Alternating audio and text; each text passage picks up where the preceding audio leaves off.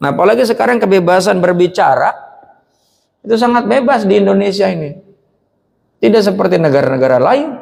Coba aja pergi ke Malaysia, Pak. Pergi ke Brunei, Arab sendiri. Nggak ada tuh pengajian-pengajian begini nih. Kalau nggak dapat izin dari kerajaan. Nggak ada tuh yang namanya ceramah-ceramah. Kalau ini penceramahnya tidak mendapatkan legalitas berupa sertifikat dari pemerintah. Mau di Indonesia ini mau dibuat sertifikat udah ramai duluan. Kenapa? Ya karena ada yang khawatir gitu. Di Indonesia itu hujat menghujat biasa, Pak. Apalagi kalau zaman pilkada, ya pilpres, luar biasa itu. Jadi jemaah yang dimuliakan Allah Subhanahu Wa Taala, kita ini berada di bulan Dzulqa'dah. Karena ini termasuk bulan yang 4 haram, bulan yang dimuliakan, maka siapa yang melakukan kebaikan dilipat gandakan kebaikan oleh Allah. Siapa yang melakukan kejahatan dilipat gandakan oleh Allah kejahatannya itu dan maksiatnya itu. Kalau Ramadan kan sampai 70 kali lipat ya. Kalau ini 10 kali lipat. Jadi jemaah yang dimuliakan Allah Subhanahu Wa Taala, maka kajian kita di bulan Dzulqa'dah ini agak beda. Apalagi saya tadi ketika naik motor ke sini, ya Allah, itu jalannya jauh-jauh itu. Dari ujung sana jalan ke sini. Masya Allah, tiap langkah pahalanya itu ya Allah. Itu oleh Allah diberikan kebaikan. Kalau bukan karena kekuatan iman, Pak, pagi-pagi begini jalan kaki dari sana ke sini. Ya, berat itu. Tapi kalau maksiat, Pak, ada orang sekarang juga pada CFD, Pak. Enggak subuh dia langsung ke sana. Di mana tuh? Sudirman. Orang pada Carefree Day, ya. CFD itu. Dia berangkat ke sana. Kalau ini udah dapat nilai kesehatan fisik, ya kan? Sedekah itu. Setiap langkahnya Allah jadikan itu pahala. Makanya beruntung nih yang rumahnya agak jauhan dari masjid. Pahalanya banyak kan? Nih. Yang agak deketan kadang kagak sholat. Meskipun udah teriak-teriak itu muazin. Meskipun nempel tuh rumahnya sama masjid. Ya karena memang dia DNA-nya, kebiasaannya, dia itu memang nggak biasa, Pak. Makanya presiden kita bilang yang pertama, presiden kita yang pertama siapa namanya? Bung Karno, Soekarno, ya. Allah bisa karena biasa, ya. Jadi kalau sudah terbiasa, Pak, ini kalau nggak ikut kajian, nggak ikut sholat subuh, meskipun bisa saja sholat subuh masing-masing di rumah, betul nggak? Tapi kalau nggak biasa, Pak, itu rasanya berat, Pak. Ada yang janggal, ada yang hilang, gitu kan? Bahkan ada ini jamaah kita, saudara kita nih pakai tongkat jalan ke sini, ya Allah. Kalaupun pakai kendaraan itu kan, kalau gitu pahalanya nih untuk roda, ya, nggak begitulah. Tetap dihitung, Pak, setiap tetes BBM-nya kan keluar gitu. Yang dikeluarkan. Nah, sahabat itulah jamaah yang dimuliakan Allah Subhanahu Wa Taala.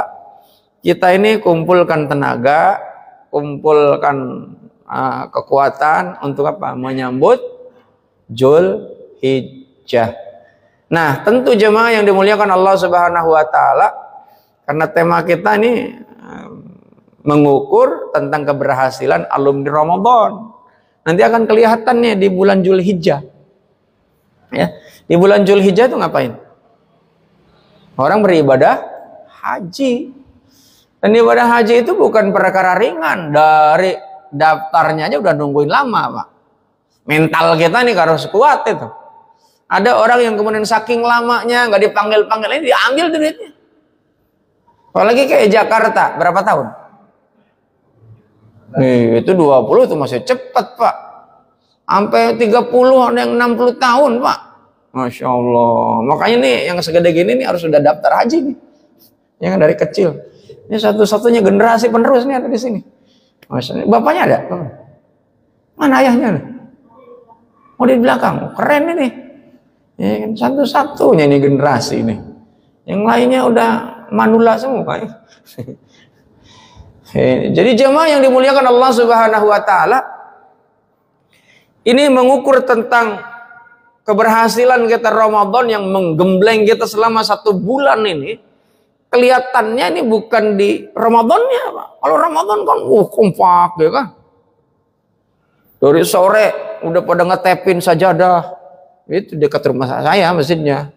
Pada ngetepin sajadah, ibu-ibu itu. Sajadah yang udah ada juga geser. Oh, baik. Giliran udah Ramadan nggak ada tuh ngetepin sajadah. Apalagi kalau waktu awal-awal itu, Masya Allah, sampai keluar-keluar itu. Cuman tahun ini aja omongannya agak kurang enak. Dia bilang, tahun ini agak beda nih Ramadan. Kenapa?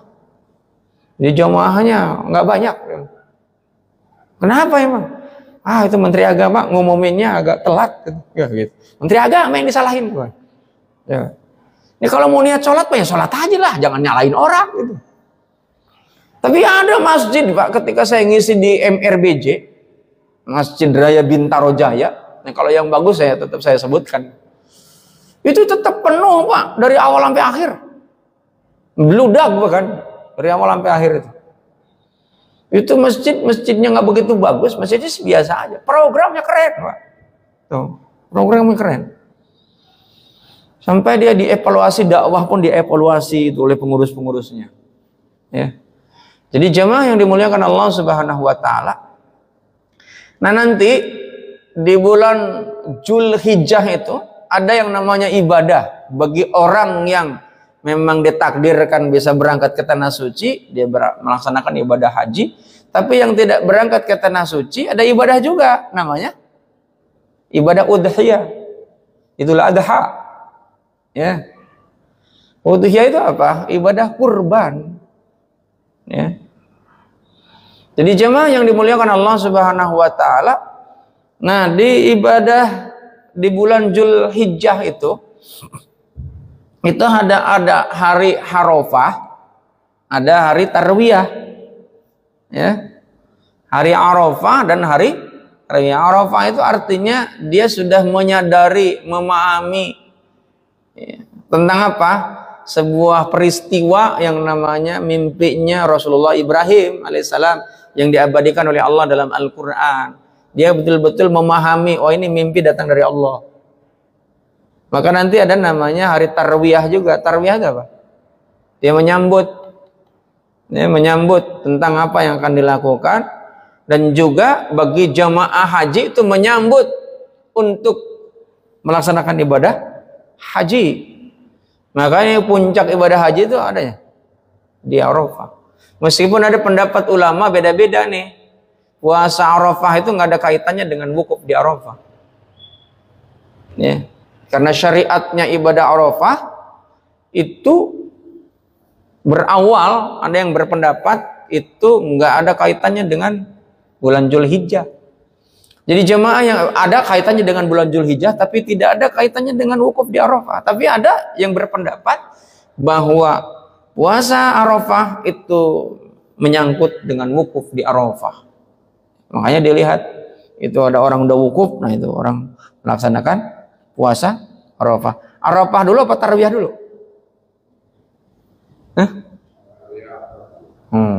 Tarwiyah, kemudian Arafah. Jadi jemaah yang dimuliakan Allah Subhanahu wa taala. Nah, kita yang tidak melaksanakan ibadah haji di Indonesia ada puasa sunnah.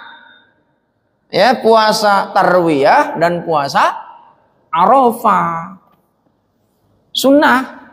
Bedanya kalau di Ramadan begitu pada harinya, yaitu di mana orang pada sholat, karena ada 2 Id.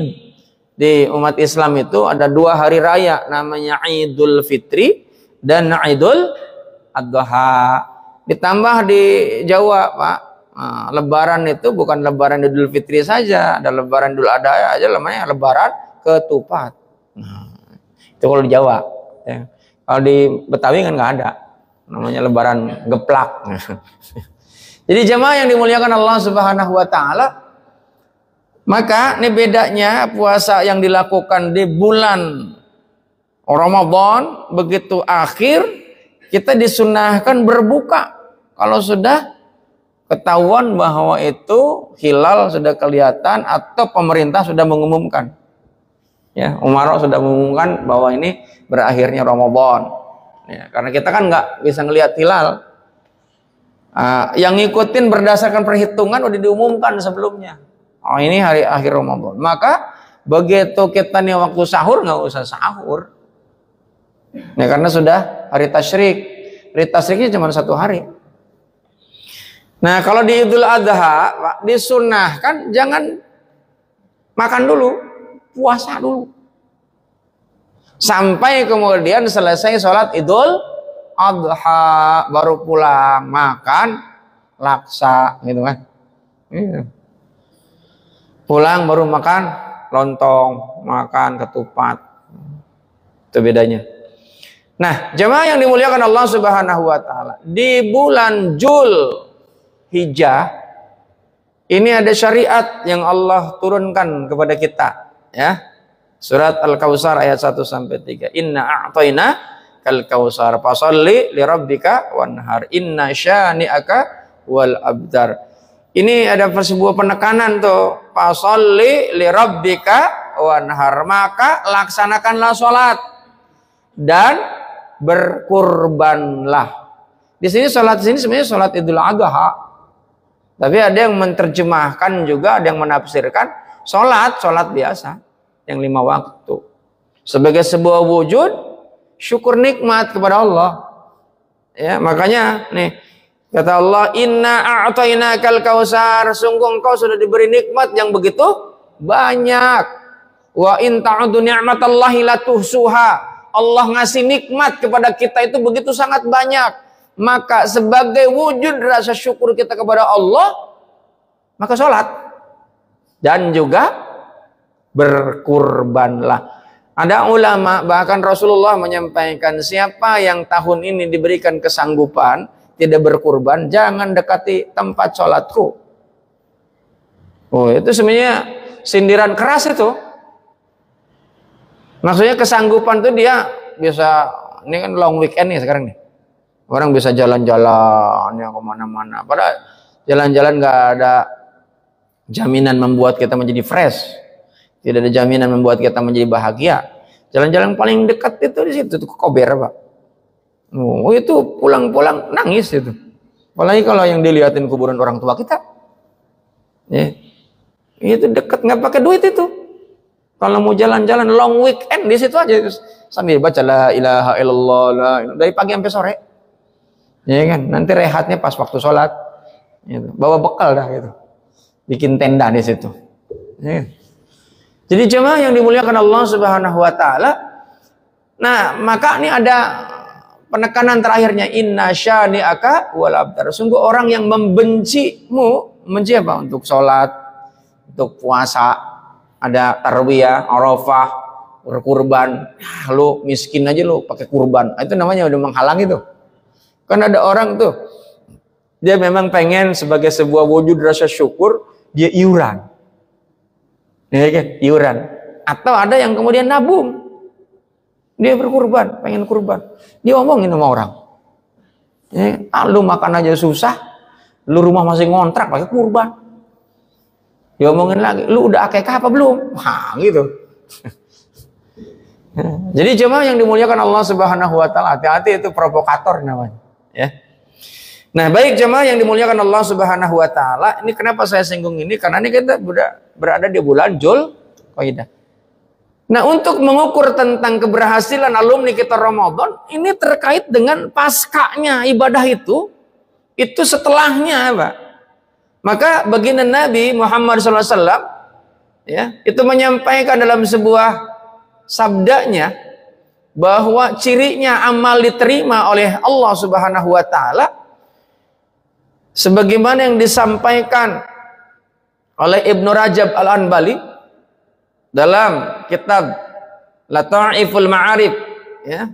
Beliau menyampaikan fa innallaha ta'ala idza taqabbala 'amala 'abdin wa qaffaha, ya, waffaqahu li'amali salihi ba'dahu. Jadi amal kita ini diterima oleh Allah atau tidak, ini setelahnya. Ini Ramadan, begitu sangat luar biasa. Sholat malam dia jalanin, baca Quran dia sampai hatam beberapa kali. Kemudian apa lagi? Sedekah. Siapa lagi? Wah, iktikaf. Dia lakonin Pak, semuanya. Sampai dia teler-teler kan. Begitu Ramadan kelar Pak, begitu Idul Fitri datang, waduh, dia jalan kemana aja, rambu lalu lintas dilanggar, kendaraan nggak lagi memperhatikan keselamatan, ya kan, atas nama Lebaran tuh. Nih, rambu-rambu ditabrak, ya kan. Padahal tuh pemerintah atur supaya kita ini selamat. Maka tidak sedikit Pak, atas nama Lebaran ada yang masuk jurang, atas nama Lebaran ada yang tabrakan. Padahal itu diatur oleh yang namanya pemerintah supaya kita ini selamat pakai helm. Meskipun ada oknum-oknum polisi yang memanfaatkan itu, bukan ditegur tapi ditilang. Ya kan? Ditilang kan dapat duit, kitanya takut karena kita salah, takut ya udah nyogok.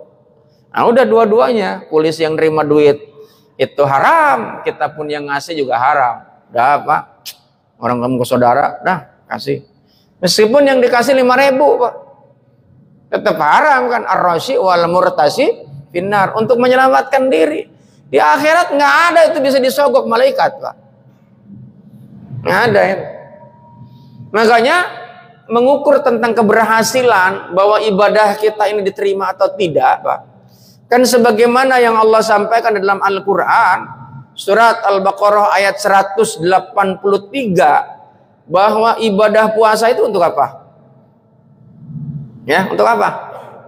Ibadah puasa untuk apa? La'allakum tattaqun. Al-Quran jumlah ayatnya ada berapa? Ada yang tahu nggak? Jumlah Al-Quran pernah dengar nggak? Mungkin dari penceramah lain atau dari kajian, dari guru. Jumlah ayat Al-Quran ada berapa jumlahnya? Hah? 6666. Paling populer itu ya. Ada yang bilang 6623, 6666. Ya pokoknya 6000 lah sekian. Jumlahnya begitu, dengan perbedaan-perbedaan pendapat itu. Kalau di fresh itu Al-Quran, isinya adalah perintah takwa. Isinya adalah perintah takwa. Coba ya. Dan kalau kita buka ciri takwa itu, Pak, itu buka di Al-Quran. Dan untuk apa kita takwa? Yang namanya takwa itu di dalam Al-Quran surat ketiga, surat apa tuh? Ali Imran ayat 133. Kenapa kita diperintahkan oleh Allah untuk takwa?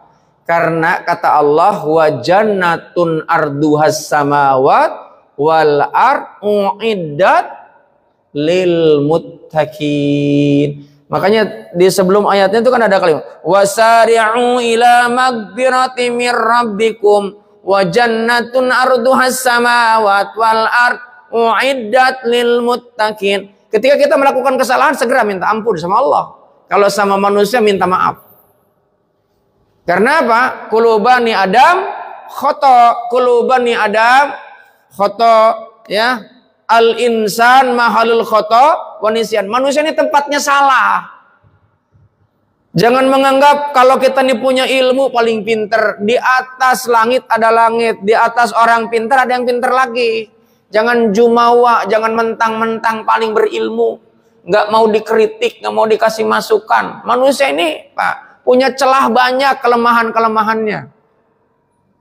Makanya tadi dia suruh imam, kenapa saya nolak? Ada yang lebih bagus suaranya. Ya, oke, saya serahkan. Mahrosnya lebih keren. Ya, karena memang dia belajarnya khusus di situ. Saya kalau jadi imam sering lupa, Pak. Ya. Kenapa makanya kalau ngaji saya pakai gini? Kadang lupa, Pak. Nggak bisa lihat. Ya, bisa ngelihat. Kalau imam kan, emang ada yang mensyariatkan nggak boleh pakai buka. Nah, pernah di Masjid At-Taqwa itu, saya suruh itu masjid depannya pakai Quran, ditolak itu. Ada yang negur, nggak boleh, harus hafal. Ya. Meskipun juga ada juga yang membolehkan.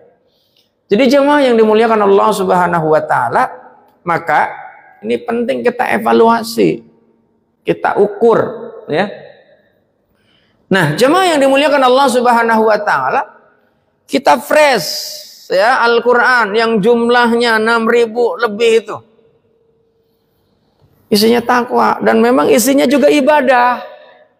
Dan ibadah ini lihat, kalau coba kita telusuri, ibadah itu tujuan akhirnya adalah takwa. Ya ayuhan nasu ubudu rabbakumul ladzi khalaqakum walladzina min qablikum la'allakum tattaqun. Itu surat Al-Baqarah. Nanti cari ya di surat Al-Baqarah. Nanti dari ayat pertama sampai ayat terakhir akan ketemu itu. Perintah ibadah kepada manusia sebagai manusia sebelumnya supaya kita takwa. Kenapa takwa? Karena takwa itu tadi imbalannya itu adalah kenikmatan, kebahagiaan, baik di dunia maupun di akhirat. Di akhirat adalah kenikmatan yang nggak pernah terbayangkan oleh kita. Nikmatnya kayak apa? Mungkin kita aja kan lagi ngaji udah disiapin segala macam makanan sambil dipijitin, udah kayak surga kan? Duduknya di kursi yang empuk mah ya kan? Coba sambil nyender ya kan, yang hobi ngerokok sambil ngerokok ngajinya. Wah itu kayak di surga Pak. Kanan kiri pijitin yang bening-bening gitu kan. Yang pijitin yang bening-bening apa tuh? Gelas. Ya kan. Jadi jemaah yang dimuliakan Allah Subhanahu wa taala, termasuk ibadah siyam la'allakum tattaqun. Dan dijawab oleh Allah, takwa itu seperti apa sih cirinya? Surat ketiga ayat 134. Ya. Apa itu? Alladzina yunfiquna fi sarra'i wa dharra'i wal kadhiminal ghaidh wal 'afina 'anil nas. Ciri orang bertakwa itu cuma 3, Pak. Apa itu? Alladzina yunfiquna ya fi sarra'i yang menginfakkan hartanya di jalan Allah baik dalam kondisi yang lapang maupun dalam kondisi yang sempit. Maka kita nih supaya jadi takwa, Zulhijjah ini kurban apa kagak? Ini adalah mengukur tentang keberhasilan alumni Ramadan. Ya. Dia kurban kagak, panitia bukan, bahkan pengurus bukan, giliran Idul Kurban Pak, wah dia nyodorkan diri jadi panitia. Coba Pak, walau pas Idul Kurban tuh banyak yang datang Pak, kenapa? Urusannya daging, ya kan? Yang nggak ke masjid pun ke masjid juga Pak. Nah sebab itulah Pak, itu kurban. Tapi kalau orang yang berkurbannya kadang-kadang dia cuek aja dia. Ada yang begitu berkurban dia, meskipun dia kurban paling besar nggak pernah minta. Ada yang dikurban baru pertama kali, kambingnya nggak begitu gemuk, paha 2 ekor rumahin. Nah habis dong kalau begitu. Kambingnya nggak begitu gemuk, minta paha 2. Nah terus kalau begitu potong aja diri kalau gitu. Ya kan? Meskipun ada ketentuan Pak, boleh 1/3 itu kita boleh makan. Ya, panitia kan juga udah memikirkan, ada yang nggak minta pun kadang dikirimin Pak. Ada yang meskipun begitu dikirimin, dikirim dari panitia ini, oleh dia disedekahkan lagi. Saya udah biasa makan daging, atau di keluarga, saya pada nggak makan daging, disedekahkan lagi yang lain.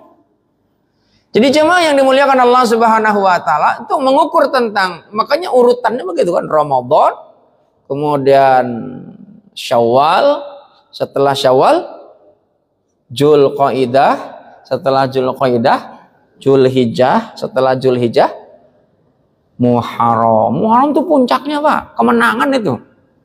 Kemenangan itu adanya di Syawal Pak, ini kemenangan setelah ini puasa, ya. Makanya kan sebetulnya Syawal itu kemenangan. Tapi kemenangan yang tertinggi ada di bulan Muharram itu.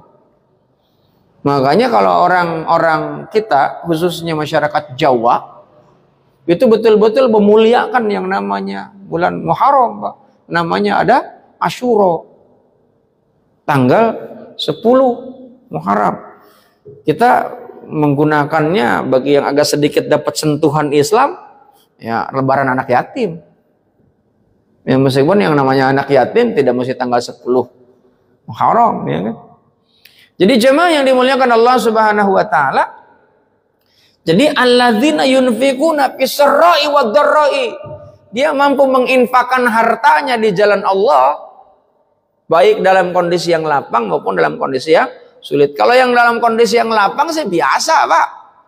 Tapi kalau dalam kondisi yang kesulitan masih berkurban, keren, Pak. Masya Allah, keren itu. Kenapa? Dia sudah mampu melepaskan ego. Iya kan? Kalau orang dalam kondisi yang duitnya banyak, kurban mau yang limosin juga 10, Pak, nggak ada masalah. Duitnya triliunan.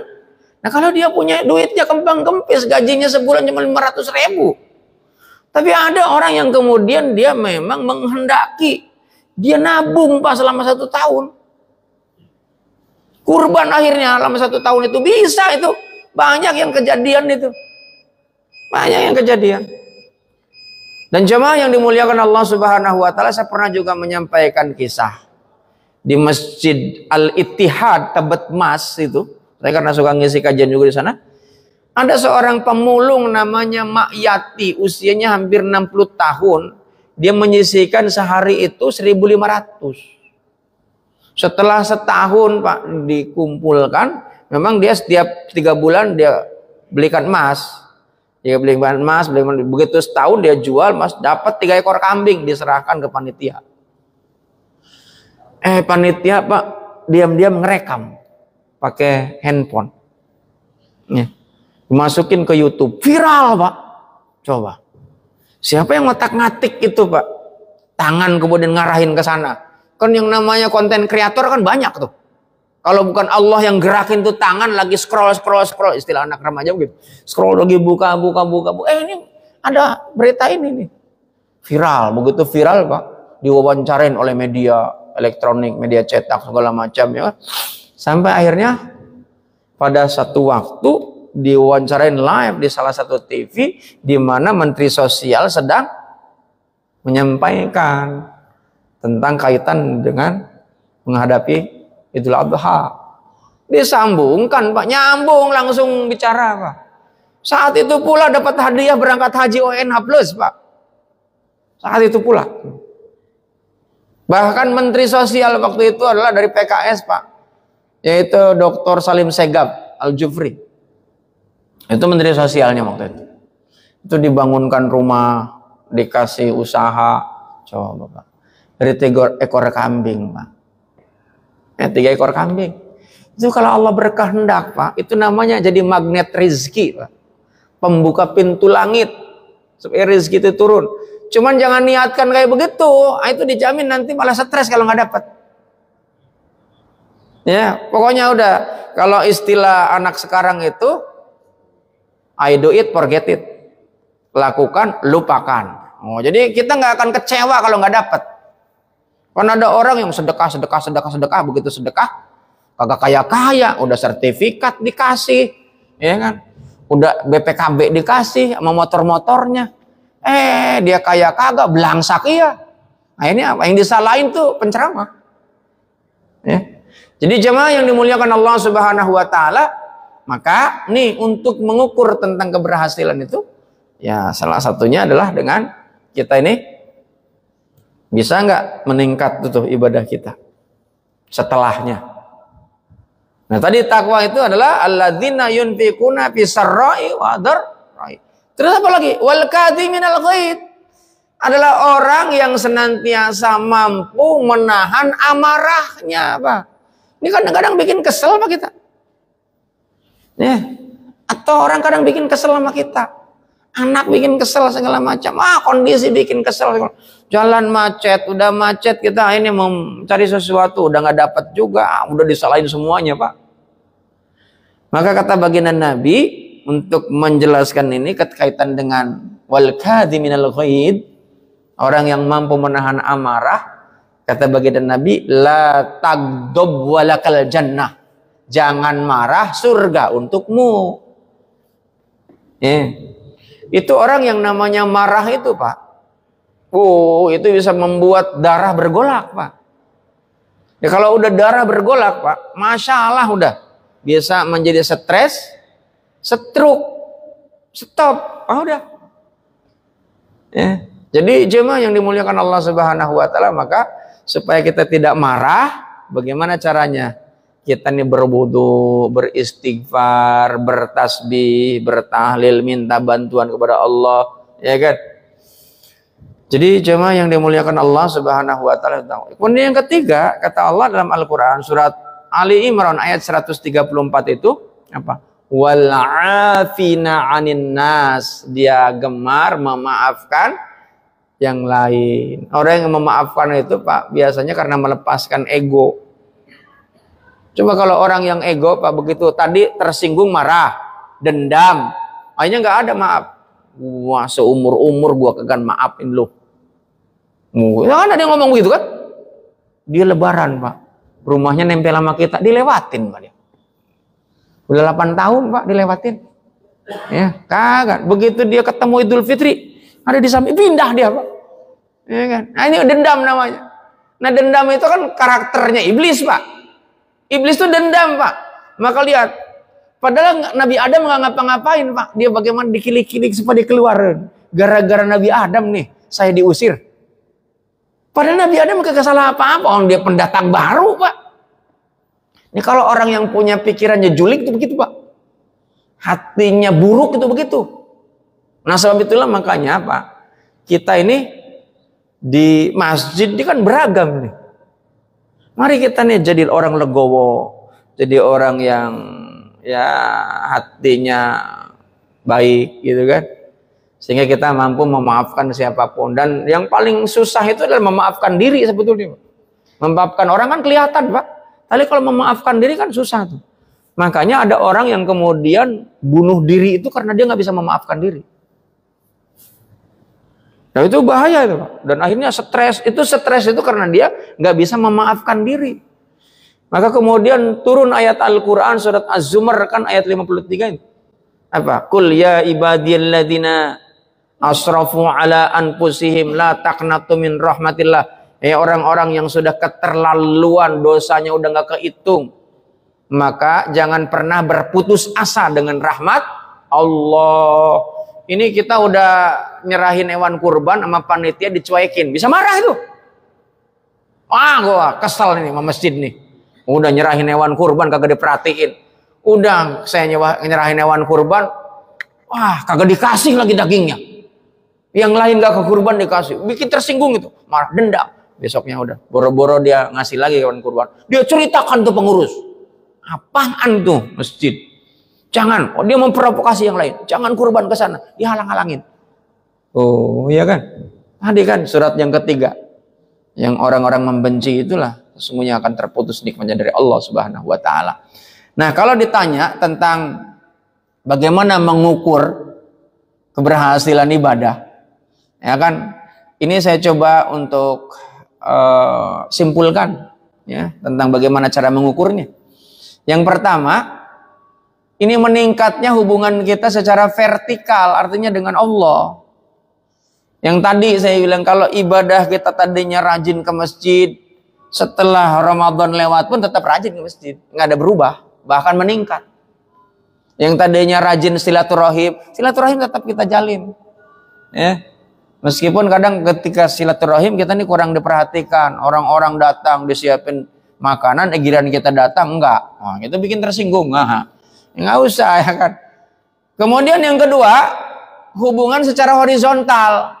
Karena baiknya hubungan kita dengan Allah itu akan kelihatan hubungan kita dengan manusia. Orang itu dianggap baik dan tidak itu kelihatan, Pak, amaliyahnya.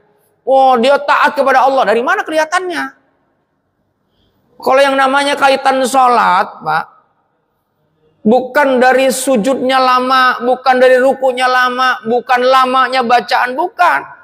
Tapi, Pak, orang sholatnya paling baik itu, kata ulama, setelah sholatnya mampu mencegah perbuatan keji dan munkar, tanha anil fahsya'i wal munkar. Habis sholat itu jangan jutek sama orang, ya. Jadi orang yang murah senyum, orang yang ramah dengan tetangga, orang yang senantiasa memuliakan yang lainnya, gitu kan.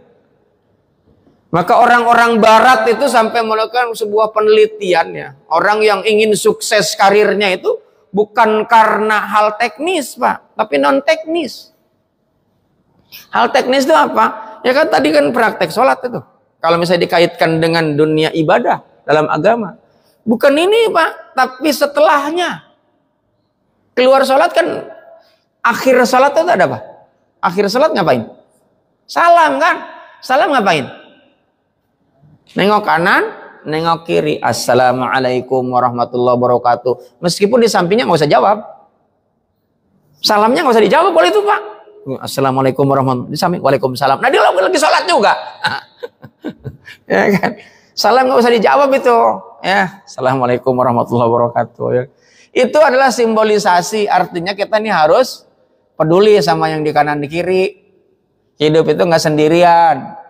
Kalau kata Aristoteles tuh manusia ini adalah makhluk zon fonetikon, makhluk sosial. Kita sial kalau sendirian, Pak. Supaya nggak sial, maka mari kita bersosial bersama-sama. Rasulullah bilang bukan Rasulullah. Sahabat bilang al-quwah bil jamaah. Kekuatan itu ketika bersinergi, Pak, bersama-sama. Maka masjid ini mari kita makmurkan bersama-sama. Kita sukseskan Idul Kurban, ya kan? Bersama-sama, saling ngajak.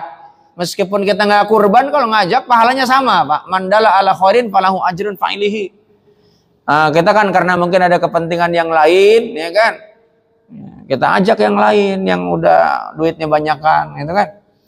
Jadi hubungan secara vertikal itu bagus, itu kan karena kelihatan horizontalnya, Pak. Sama orang tuh ramah, senyum, ketemu orang tuh assalamualaikum warahmatullahi wabarakatuh. Ini mah enggak, ketemu papasan juga kagak. Emang dia dendam, ya kan? Kalau dia dendam sama orang, Pak, karena marah itu, padahal kan tadi ciri khas orang takwa itu apa? Wal kadhiminal ghaid, yaitu orang yang mampu menahan amarah. Nah, jemaah yang dimuliakan Allah Subhanahu wa taala, cirinya amal itu diterima atau tidak, ini ada supaya nyambung ya.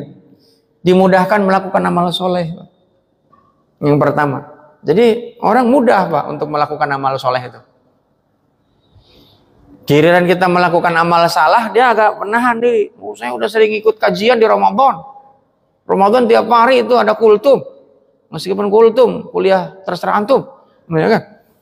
Wah itu kajian di mana-mana, wah penuh, Pak, siang, pagi, sore, ada nih kajian di mana-mana. Belum lagi sholat, ya kan? Maka kemudian apa? Dia melakukan amal sholat itu jadi gampang, gitu. Belum disuruh, orang suruh kurban, ya kurban. Dia datang kemana? Alhamdulillah saya udah berapa ekor? Ya ekornya doang, gitu kan. Jadi jamaah yang dimuliakan Allah Subhanahu wa taala, kemudian yang kedua, terjadi perubahan akhlak yang lebih baik. Karena ibadah itu, Pak, itu nggak akan dianggap baik kalau tidak membawa dampak kepada perilaku.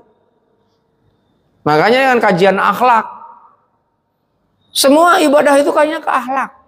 Bahkan termasuk ibadah siam. Siam itu ke akhlak, Pak. Kalau puasanya itu kan nggak kelihatan, Pak. Yang kelihatannya itu adalah di perilakunya. Kalau puasanya orang nggak ada yang tahu, Pak. Ibadah rahasia.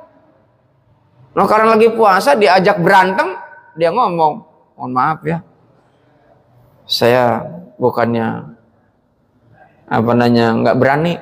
Nanti tungguin aja habis Ramadan atau habis puasa, atau kagak beres, Pak, itu. Ya kan? Masa begitu? Ya enggak usah begitu, ya mohon maaf ya, terima kasih kalau saya punya salah, saya mohon maaf. Ya lebih baik mengalah, Pak, daripada kita nanti ya habis maghrib kalau berani gue tungguin di lapangan. Aduh, ya berarti nggak berhasil tuh, Pak. Kemudian apalagi mudah dan ringan meninggalkan perbuatan maksiat. Maksiat sekarang ini ya Allah, Pak, di mana-mana, Pak, termasuk lagi sholat, lagi ngaji, maksiat itu di mana-mana, Pak. Ya. Nah sebab itulah jamaah yang dimuliakan Allah Subhanahu wa taala. Jadi untuk mengukur tentang ibadah kita diterima atau tidak setelahnya. Bahkan ya, ini lanjutan dari Ibnu Rajab Al-Hanbali, ya, beliau menyampaikan bahwa ibadah kita ini diterima atau ditolak oleh Allah.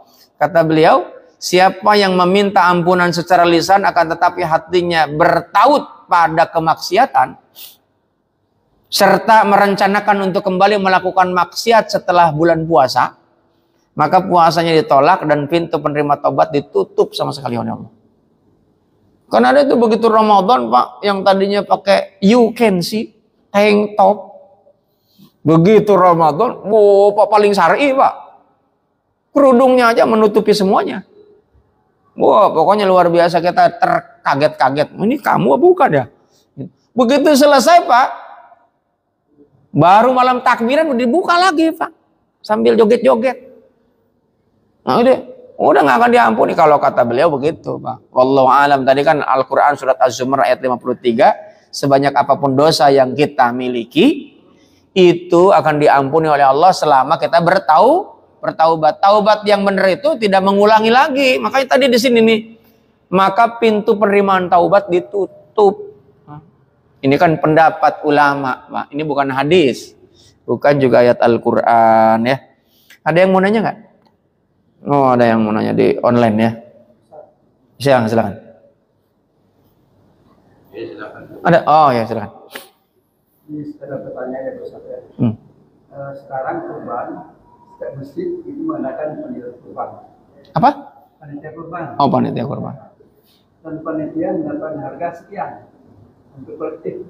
Tapi dengan sekian itu, tapi barangnya belum ada yang dibeli itu. Ada yang mengatakan itu sebesar borol. Apa sih itu, Ustaz? Itu pendapat, Pak.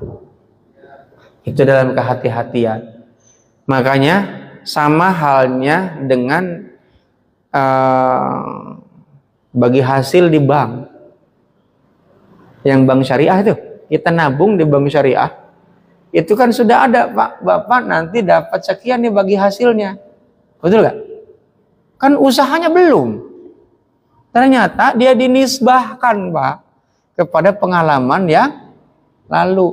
Cuman ada yang nanya lagi, emang usaha dijamin untung? Makanya kan berdasarkan ini, bank syariah ataupun lembaga keuangan syariah yang di Indonesia ini belum syariah. Karena kalau yang syariah yang benar itu bagi hasil, bagi rugi. Bagi untung, bagi rugi. Tapi ada pendapat ulama, oh enggak, dia menisbahkan. Ya, makanya dibandingkan dengan suku bunga, rate-nya lebih kecil, Pak.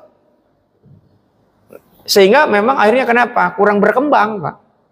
Orang itu pengennya untung gede, Pak. Sama halnya kalau saya kaitkan dengan analogi itu. Ini kan menisbahkan sebagaimana yang pernah dilakukan. Barangnya belum ada. Kan niatnya bukan jual beli. Niatnya kurban. Ya, kurbannya apa? Ya, kurbannya dalam bentuk sapi yang iuran. Dikumpulkan dulu. Duitnya sekian. Panitia berusaha untuk mencari harga sapi sesuai dengan uang yang dikumpulkan. Karena kalau misalnya tiba-tiba naik, Pak, ya, panitia diomelin. Coba aja, tahun ini sudah diputuskan hasil rapat, 1 ekor kalau iuran itu sapi 3.700.000. 3.700.000 itu plus perawatan dan biaya pemotongan, ya, pencacahan, ya, pengulitan, itu kan karena sapi nanti didatangkan kan pas lagi potong langsung datang. Kadang 3 hari, kadang 4 hari, kadang 5 hari, tergantung tempat dia beli. Tapi kalau mau aman juga boleh panitianya nengok dulu ke tempat jualan sapi. Tapi biasanya rata-rata masjid kayak dekat rumah saya itu dia sudah punya langganan, Pak. Jadi nggak hitungan goror kayak gitu. Goror itu memang belum jelas, Pak. Ya, belum jelas. Kayak tentang pendapat belanja online COD. Ya kan? Itu ada yang berpendapat itu pun haram. Kenapa? Barangnya belum ketahuan. Tapi ada yang berpendapat, kan barangnya udah kelihatan itu melalui online ada gambarnya. Tapi kan belum tentu sesuai. Ah, itu yang penjualnya haram, si pembelinya haram juga, Pak. kalau nggak sesuai. Makanya harus dilihat langsung tentang cacatnya. Kadang-kadang ada yang udah nyampe nggak bisa dibalikin. Gitu. Jadi memang kita ini nggak bisa hanya satu pihak karena itu pendapat. Ya, pendapat. Tapi kita tetap harus akomodir, Pak. Berarti ada celah yang memang bisa kita lakukan. Selama memang itu, Pak, pendapatnya kuat, kan pendapat itu namanya jumhur ulama. Jumhur itu adalah pendapat yang paling kuat, Pak. Ada pendapat yang biasa saja. Kayak contoh misalnya, sholat mayat. Ada yang berpendapat sholat mayat itu nggak perlu pakai wudhu. Jadi nggak pakai wudhu itu sholat mayat. Itu ada yang pendapat. Namanya Muhammad Al-Tabari, ya. Muhammad Jarir At-Tabari. Salah satunya berpendapat begitu. Kenapa? Karena sholat jenazah itu makanya nggak ada ruku dan sujud. Itu bukan menyembah Allah, tapi mendoakan. Berdoa itu kan boleh dalam kondisi yang tidak butuh. Itu. Tapi pendapat yang kuat, jumhur, bahwa yang namanya sholat itu ya harus suci. Namanya sholat sebutannya. Cuman memang kenapa nggak pakai ruku dan sujud gitu? Karena khawatir bagi masyarakat awam disangka menyembah mayat. Itu pendapat namanya. Tapi ada pendapat yang lebih kuat. Tapi insya Allah itu nggak goror, Pak. Ya, karena panitia sudah sering juga gitu. Ya. Ada lagi yang lain? Kaitan dengan kurban boleh? Boleh menanya. Ini di online ada yang nanya cukup banyak nih, ya Allah. Ya, banyak juga ya. Ustaz, kalau akikah untuk anak yang sudah meninggal boleh nggak? Sudah meninggal. Tapi kalau misalnya kita mau akikah ya nggak apa-apa juga. Tapi kalau secara syariat, akikah itu kalau ngikutin aturan Nabi itu kan sampai di usia 40 hari. Kalau laki-laki sambil dihitankan. Ya, makanya ada dicukur. Bahkan bukan 40 hari, tapi usia 3 hari, 7 hari. Sambil dicukur. Ada yang ulama sambil ditimbang itu rambutnya. Setelah timbangan itu kemudian dijadikan emas, emasnya kemudian disedekahkan. Itu. Karena ada sebuah riwayat yang menyebutkan bahwa anak ini lahir dalam kondisi yang terkadai. Maka salah satu tebusannya adalah dengan akikah. Tapi itu berlaku bagi orang yang mampu. Kalau yang nggak mampu gimana? Allah yang menebusnya. Maka diserahkan kepada orang tuanya. Nah, amanahnya apa? Dididik, dikasih nama, ya, dengan pendidikan yang baik, maka itu anak menjadi, kita mendapatkan hak dari anak itu kelak untuk didoakan ketika wafat. Tapi kalau anak nggak pernah dipiara, kalau kambing aja dipiara, dirawat gitu kan, disayangi gitu kan. Anaknya main dibuang, udah gede ketemu, dia minta didoakan. Ya, tapi ada ulama yang berpendapat bagaimanapun juga darah dagingnya ada di dalam tubuhnya. Tetap gitu. Tapi sebetulnya kalau secara manusiawi nggak ada hak. Wong dia diterbengkalai kan? Kan ada hak dan kewajiban, sama kayak suami istri. Ada hak dan kewajiban. Apa sebagai suami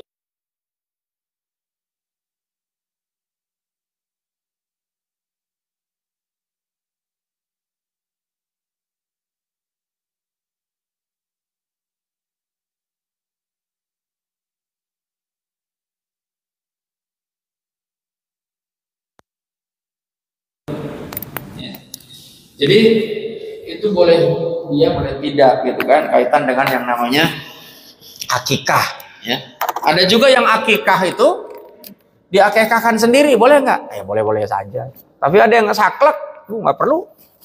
Karena akikah itu kan tanggung jawab orang tua. Dan akikah itu bagi orang yang sanggup. Bagi laki-laki itu 2 ekor kambing, bagi perempuan 1 ekor kambing. Kalau perempuan 2 ekor kambing boleh nggak? Boleh. 10 ekor juga boleh. Ya kan? Cuman wajibnya adalah 1. Kalau sapi boleh nggak? Boleh. Jangankan sapi, onta juga boleh.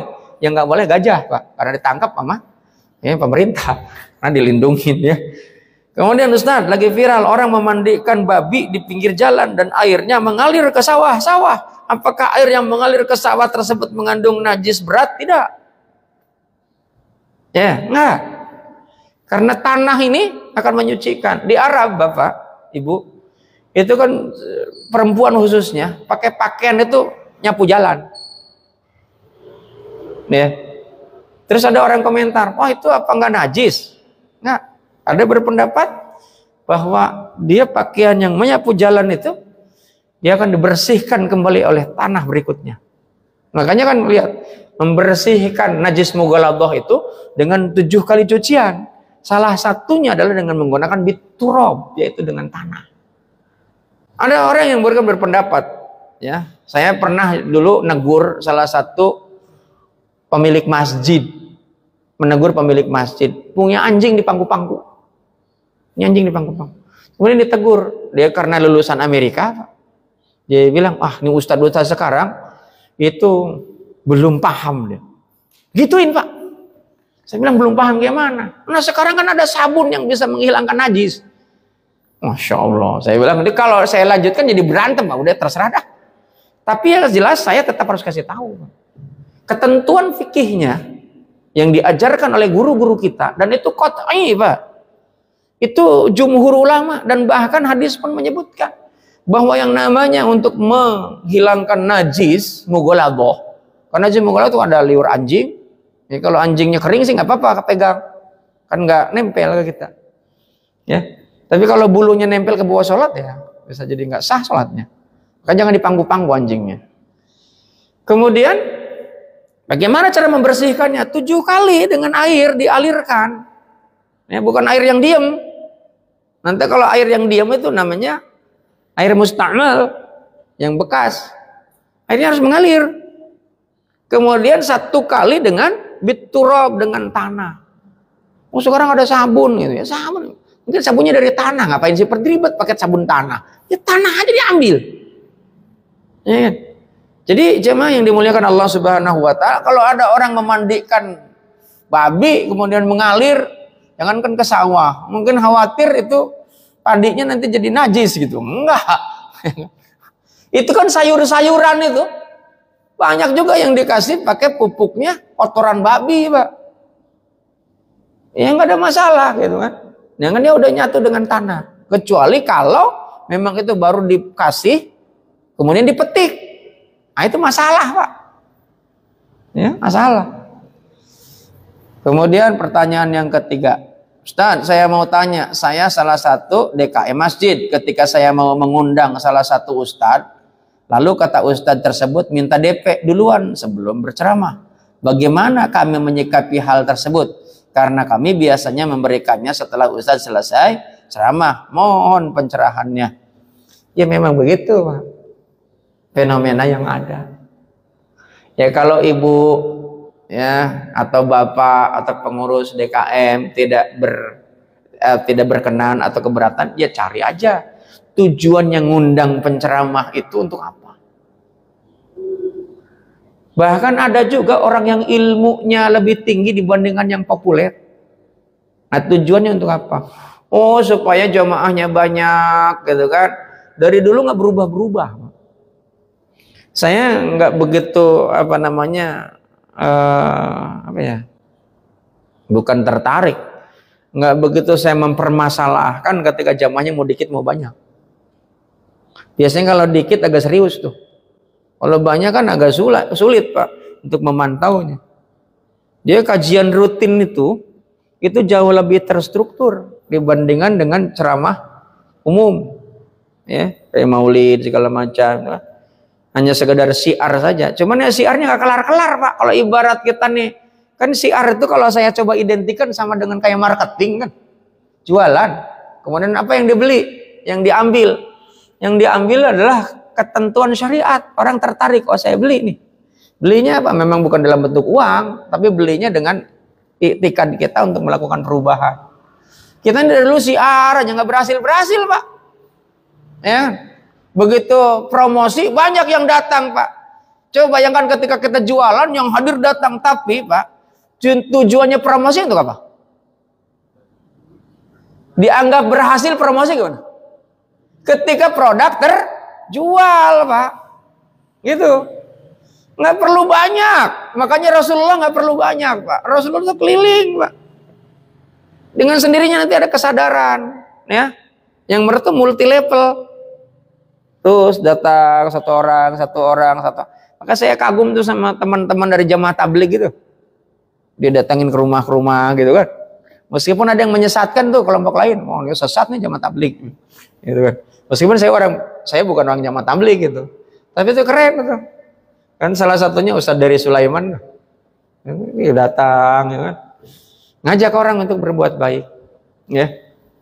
Jadi kalau ada Ustadz yang minta DP, kadang-kadang mohon maaf kalau yang terkenal Pak, DP udah diterima, datang kagak, DP hilang. Ya, yang nerima siapa? Manajemen. Itu kan bukan ustadz, dibilang. Yang nerima, tapi kan manajemen. Nah, manajemen siapa yang bentuk? Nah, ustadznya. Tapi kita juga harus paham, jamaah. Ya. Kadang kita nih sering kali kita ini masukin ke sekolah anak supaya pinter, bayar gak? Bayar lah. Ya. Masa agama dijual-julikan? Ya. Bapak, Ibu yang dirahmati Allah Subhanahu wa taala. Kalau ustadz punya rumah, ada listriknya bayar gak? Bayar. Kirain kalau ustadz gratis gitu. Kalau makan ke restoran, Pak, kecuali restoran yang punyanya itu kenal sama ustadznya dan dia senang sama ustadznya, baru gratis, Pak. Tapi kalau ustadznya nggak dikenal sama pemilik restoran, Pak, pemilik restorannya juga nggak ada, Pak. Ketika makan bayar gak? Bayar, Pak.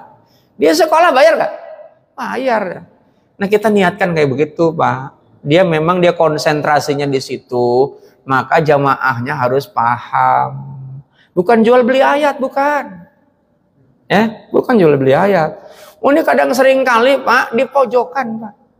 Nanti lambat laun Pak nggak ada yang mau ceramah, Pak. Karena khawatir. Wah, ini gimana?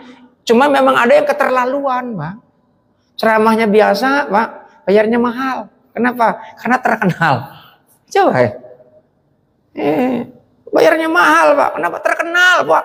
Kalau udah terkenal memang kadang-kadang suka sombong, Pak, orang begitu. Nah, waktunya orang biasa-biasa saja. Saya punya kawan, Pak, dulunya orang biasa-biasa saja, tiba-tiba terkenal. Agak sulit, Pak. Jangankan ditemui, Pak, ditelepon aja kagak diangkat. Padahal dulu kawan, gitu kan. Jangankan terkenal, dulunya orang biasa-biasa, karyawan biasa, tiba-tiba jadi dirut, Pak. Begitu jadi dirut, Pak, dihubungin susah. Ada aja alasannya. Padahal saya hubungin hari libur gitu kan. Berarti tidak lagi tugas. Ada juga dia. Gak diangkat-angkat, Pak. Begitu giliran dia pensiun baru ngedekat, Pak. Astagfirullahaladzim. Tapi nggak apa-apa, kita nggak boleh dendaman, Pak. Karena tadi wal kadhiminan ghaidh. Gitu. Ya. Jadi begitu pengurus DKM, ya. Jadi kalau ada orang minta DP, kasih aja udah. Boleh-boleh aja, ya kan? Ustaz, saat ini saya perhatikan kebanyakan pengajian di masjid dan musola tidak banyak jamaahnya yang tidak berbiaya. Tapi ketika ada, tapi ketika ada juga yang mengadakan pengajian di hotel, jamaahnya sangat begitu banyak dan berbiaya. Kebetulan saya pernah ikut di dalam pengajian tersebut. Yang saya tanyakan, apakah kita mengadakan pengajian yang memungut biaya dengan alasan untuk konsumsi dan ruangan? Itu boleh? Boleh. Nah, emang Ustaz mau nanggung sendiri? Nah, lagian diajak yang gratis kagak mau. Yang salah siapa? Ente yang nanya. Ya kan? Lagian kenapa yang gratis kagak didatangin? Yang bayar didatangin. Yang salah siapa? Ustadznya apa ente? Ya, ente yang salah. Ya kan? Udah tahu nih gratis. Bapak bayar gak di sini? Bayar gak? Udah kagak bayar dapat makan lagi. Coba. Udah kagak nyumbang dibungkusin lagi. Coba. Kalau misalnya ketua DKM mengumumkan pengajian untuk setiap Ahad subuh Anda diwajibkan bayar minimal 100.000. Kira-kira mau gak? Mikir juga, bahkan bisa jadi viral nih Pak Haji Sidik. Ya kan, bisa viral itu. Masjid apa ini? Sesat ini. Kemudian ada Ustadz ngomong, lebih baik minum homer daripada pengajian yang berbayar. Padahal dia punya sekolah. Sekolah berbayar gak tuh? Sama juga Pak, yang diajarkan di sekolah. Kalau sekolahnya agama, disampaikan tuh tentang agama. Ya kan ada fasilitas, Pak. Ya kan ada fasilitas. Ya kan. Ya ininya aja yang nanyanya aja, Pak. Nah, dia orang datang ke situ hotel emang punya dirinya. Ya kan Ustadz ngadain supaya dia lebih banyak. Dia kan ngikutin tren itu. Ustadz ngikutin tren ya. Orang nggak mau ke masjid mungkin agak panas kali kan. Dia baru insaf kan, kalau di hotel kan head aja boleh ikut Pak. Kalau di masjid kan head nggak bisa masuk Pak. Dan rata-rata itu jamaah yang saya lihat dikirimin videonya. Kebetulan saya nih punya juga Ustadz yang sekarang lagi ngetren, lagi viral. Tuh jamaahnya membludak Pak. Bisa sampai ribuan Pak. Itu begitu masuk, begitu pintu dibuka, kayak semut kok. Gitu. Saya pengen lihat di Masjid Nurul Rahman begitu, nggak ada Pak. Padahal disiapkan tuh sarapan. Nggak pernah saya ngisi ngajar di sini, pas setiap habis ngajar Pak, nggak ada Pak yang namanya disiapkan minimal minum. Tapi nggak pernah cuma minum doang, ada aja sarapan. Ya Pak. Tapi di sini sih alhamdulillah agak banyak kan. Kalau masjid lain paling 10 orang, 5 orang. Saya sih tetap datang Pak. Datang Pak, mau dikasih mau enggak. Kalau saya secara pribadi Pak, saya memang tidak dijadikan ini sebagai penghidupan dan pencaharian saya ini pengajian. Ini memang sebuah tanggung jawab, nih kan. Tapi kalau ada orang yang kemudian memang dia hidupnya di situ, ya harus dihargain juga lah, dihormatin juga. Ini Ustadz komersil, ya nggak begitu juga kali, ya kan? Dia kan perlu hidup. Punya anak, perlu bayar listrik, perlu beli BBM, perlu beli beras. Gitu. Beras kan udah dikirimin dari masjid. Idul Fitri doang kirimnya. Itu pun cuman sisa zakat. Nah, emang hidup cuman Idul Fitri doang, ya kan? Kira Idul Fitri dari zakat dikirimin untuk ustadz katanya kan? Aduh ya. Kemudian yang terakhir. Ada orang yang bersedekah, menyebutkan namanya, tidak disebut. Apakah ini mengurangi nilai pahala? Enggak. Ya, nilai itu adanya di dalam hati, tergantung niatnya. Di dalam Al-Quran itu, sedekah itu mau diumumkan atau nggak diumumkan sama aja. Tapi tergantung dari hati. Diumumkan tujuan untuk mengajak, siar. Tapi ketika kita nggak diumumkan, kemudian tersinggung, marah, itu jadi masalah. Tapi kalau diumumkan nggak ada masalah, Pak, siar.